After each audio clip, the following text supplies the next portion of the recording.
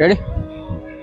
તો અત્યારે આપણે મોટા વરાસા દુખિયાનો દરબાર વાળો રોડ રિંગ રોડે આપણે ઊભા છીએ.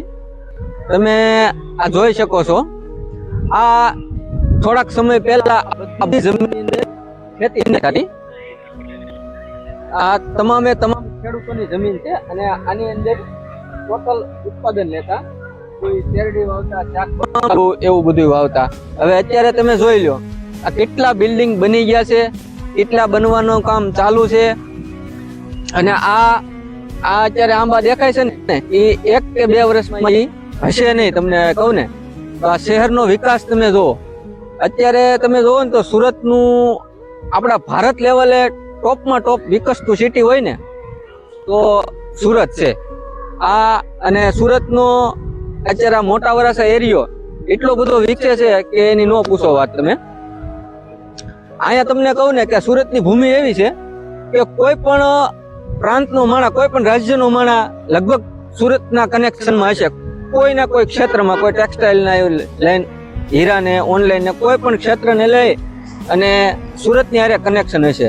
એટલે સુરત એટલું ઝડપથી વિકસી રહ્યું છે કે ભારતમાં લગભગ પહેલા નંબર ઉપર આ સિટીનો વિકાસ થતો છે. અને તમામ સૌરાષ્ટ્રના તમામ ગામડાના, સમજો ને, સૌરાષ્ટ્રના તો લગભગ બધા જ મોસ્ટ ઓફ, પણ બધા જ રાજ્યોના પણ માણસો અહીંયા મજૂરી કામ, કોઈ બિઝનેસ કરવા માટે આવતા હશે.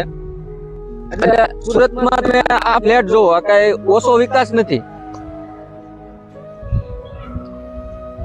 નિકુંજભાઈ, આ શહેરી વિકાસ એટલો વધી ગયો છે ને કે શહેરની અંદર ગામડાઓ ખાલી થવા મળ્યા છે. ગામડાની અંદર ઘરે ઘરે તાળા છે. હા, ગામડાની અંદર અત્યારે તમે સમજો ને, લગભગ ગવડિયા હોય, 2 જણા રહેતા હોય અને છોકરાઓ બધા સુરતમાં રહેતા હોય. એનું સિટીમાં એક આદુ ગવડિયું ભગવાનના ધામમાં વહી જાય અને ભગવાન પાસે વહ્યા જાય એટલે એ ઘરને તાળું લાગી જાય. મને એવું લાગે છે ધીરે ધીરે ગામડા આવે છે ને હાવ ખતમ થઈ જાય એટલે તાળા લાગી જાય. ત્યાં કોઈ રહેવા વાળું હશે નહીં. આ શહેરી વિકાસ તમે જોવો, આ મોટા વરાસાનો વિકાસ છે દુખિયાના દરબારની આગળ રિંગ રોડ નીકળ્યો ને એની આગળનો છે.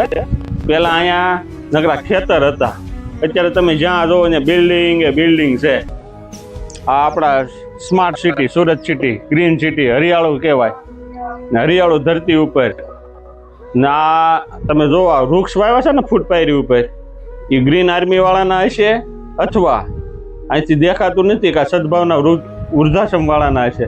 સદભાવના વૃદ્ધાશ્રમ વાળા એવો સંકલ્પ લીધો છે કે 1.5 કરોડ વૃક્ષો વાવવાના છે.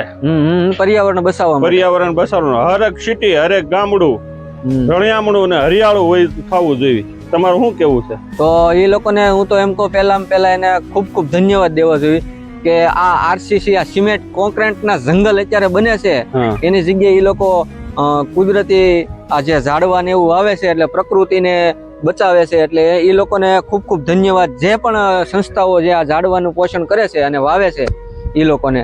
કારણ કે આ આરસીસી છે એ આપણને અત્યારે તો સારું લાગે છે, આ ભવિષ્ય ખતરો જ છે. કારણ કે પ્રકૃતિ નહીં હોય ને તો માણસનું જીવન નથી. પ્રકૃતિ જે છે ને એ જ મહત્વની છે. પણ અત્યારે તો બધાને કેવી લાઈફસ્ટાઈલ જોયું છે, બસ ચોખ્ખાઈ, આરસીસી ને એવું બધું.